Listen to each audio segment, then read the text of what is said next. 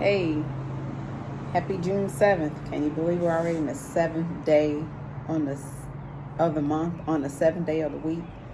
That's got to be significant in some regards. But hey, this is Tawana with Table Talks with Tawana. And today I want to talk about why it's important to protect your energy. And that's something I've been doing here lately, is focusing on my focus. What am I focusing on? Maintaining my thoughts and being very conscious and mindful of the thoughts that I think. And it's a known fact that thoughts have energy. They become things because they create in us a rhythm or a habit in which we get set into motion. And if we're not mindful of our thoughts, things can kind of get out of whack, and you will look up one day and wonder, how did we get here? So on my journey to self, that is something I had to, I had to come to the grips with, and especially so when I first learned that, as a man thinketh in his own heart, so is he. And that can, within context,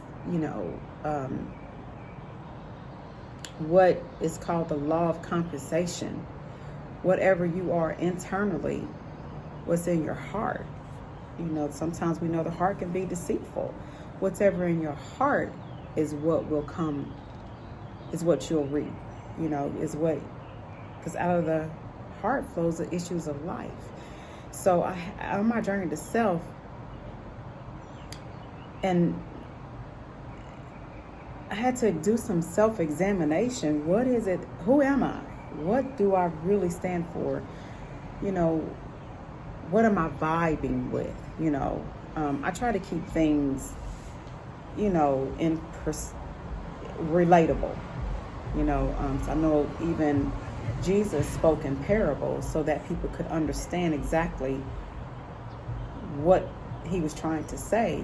So what was my self-image? What did I really stand for? How did I really also, when I say self-image, what was my thinking about my own self?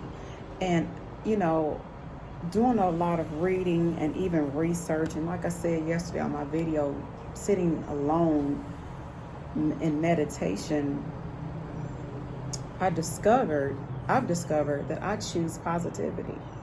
I choose to be light.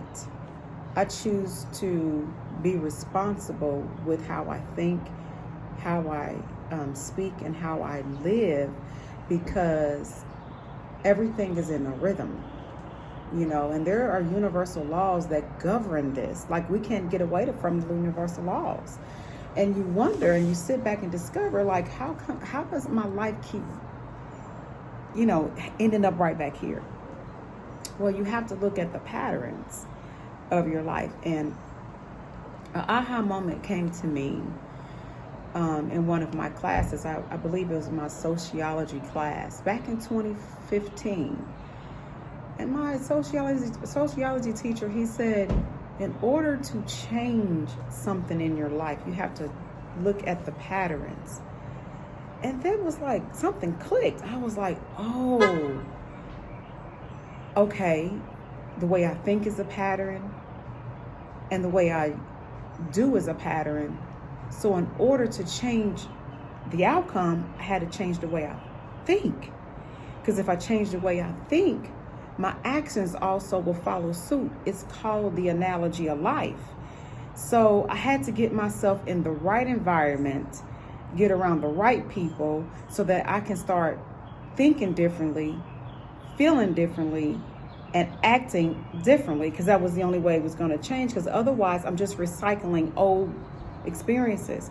So on my journey to self, I realized the catalyst was my thoughts. So the mind is very, very, very powerful. And really all we are is consciousness. Not only, but when you are not conscientious of your thought life, you'll be in a rhythm, and you'll be stuck in patterns that don't serve you or the world around you. So what I do affects you, and what you do affects me. It may not happen all of a sudden. We may not even notice it, but it's happening.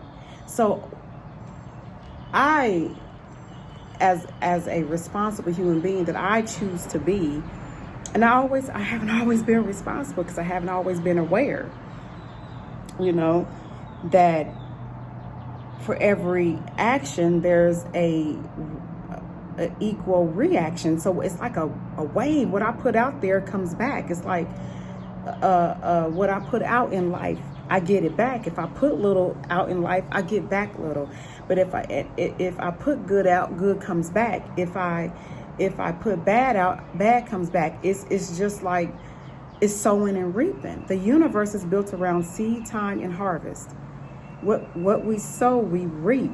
People call it the boomerang effect. People call it karma. I mean, whatever you call it, I just want to raise an awareness, as I'm journeying to self, and I'll explain at the end of this series who I describe or I know self to be. And it will transcend a lot of your thinking. And see, even Jesus knew this. And a lot of the greats knew this. I say the greats, the teachers knew this. They had to teach themselves and then become what they taught.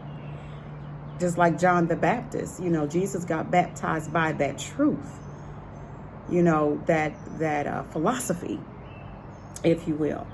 And so I'm on a spiritual journey right now to self.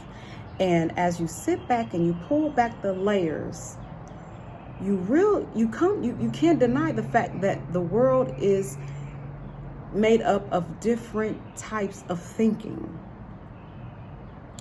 Some at higher frequencies, some at middle frequencies, and some at lower frequencies. It just depends on what frequency you're vibrating on according to your thought. And you can reject this information. You can take it and go study it on your own. But it's a very individualistic journey. It can't be taught. It has to be experienced. It has to be sought after for yourself. So I am going to park right here, and I hope this enlightened you. I hope that I've planted enough seed for you to start to search on your own, and I hope my goal is to bring about awareness of who we really are and not who we've been told that we were. I just hope this helps. Again, thank you for watching.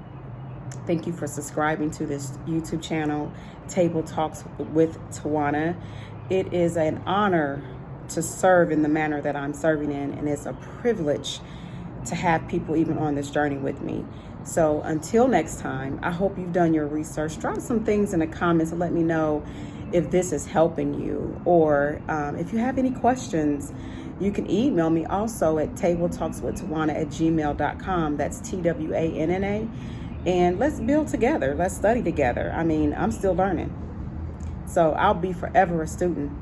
But anyway, enjoy the rest of your day. And don't forget to maintain your thoughts, be mindful of your thoughts, and vibrate high.